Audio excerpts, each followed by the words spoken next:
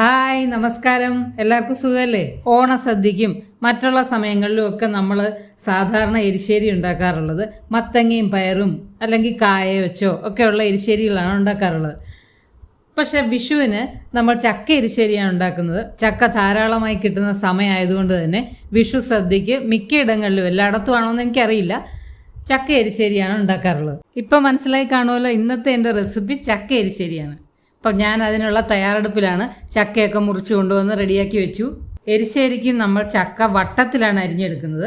ഇതുപോലെ ഒരു ചട്ടിയിലേക്ക് നമ്മൾ ഈ അരിഞ്ഞു വെച്ചിരിക്കുന്ന ചക്കയും ഇട്ട് ഒരു 1/2 ടീസ്പൂൺ മഞ്ഞൾപ്പൊടിയും ഒരു 1/2 ടീസ്പൂൺ മുളക് പൊടിയും ഒരു 1/4 ടീസ്പൂൺ കുരുമുളക് പൊടിയും കൂടി ഇട്ട് ആവശ്യത്തിന് വെള്ളം ഒഴിച്ച് ഉപ്പും ഇട്ട് നമുക്ക് വേവിക്കാനായിട്ട് വയ്ക്കാം. ഇത് വെന്ത് വരുന്ന സമയം കൊണ്ട് നമുക്ക് അരപ്പ് റെഡിയാക്കി എടുക്കാം.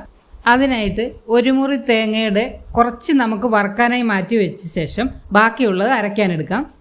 അതിലേക്ക് ഒരു 1/4 ടീസ്പൂൺ ജീരകവും ഒരു 2 പച്ചമുളകും കൂടി ഒന്ന് അരച്ചെടുക്കാം.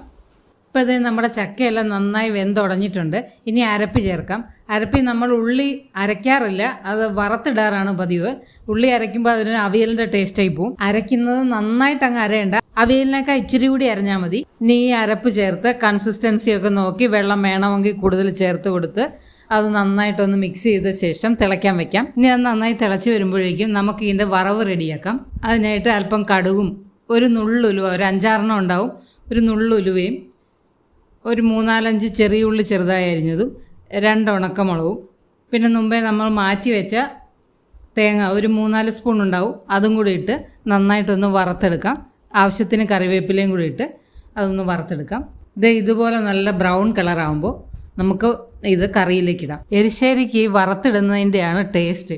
ഇത് ഇങ്ങനെ നന്നായിട്ട് വറുത്തിട്ട് കഴിയുമ്പോൾ അതിനൊരു പ്രത്യേക ടേസ്റ്റാണ്. അപ്പോൾ എൻ്റെ ചക്ക എരിശ്ശേരി റെഡി ആയിട്ടുണ്ട്. വിഷുവിന് ഞങ്ങളൊക്കെ ചക്ക എരിശ്ശേരി ഉണ്ടാക്കാറുണ്ട്. നിങ്ങൾ ഉണ്ടാക്കാറുണ്ടോ? ഇല്ലെങ്കിൽ ഇപ്രാവശ്യം ചക്ക എരിശ്ശേരി ഉണ്ടാക്കി നോക്കൂ.